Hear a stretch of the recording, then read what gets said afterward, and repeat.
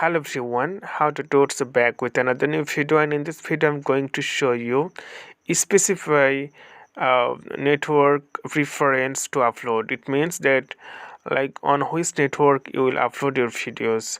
So you need to open your YouTube application. So I'm just going to open my YouTube app, and after that here we'll see it's your home page on YouTube. Okay, so what you need to do now, you need to tap on the icon. It's called profile icon. It's called EU. You can see, simply tap on that. So once you tap on that, then you can see it's your setting page. So now you need to tap on the settings top right corner on your screen. Simply tap on that.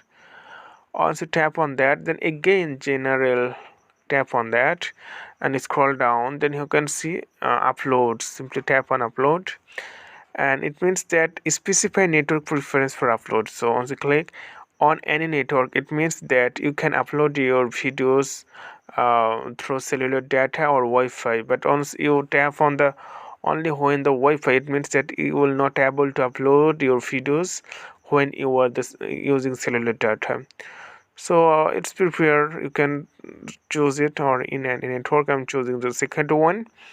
And after that you can upload videos from using cellular data or Wi-Fi.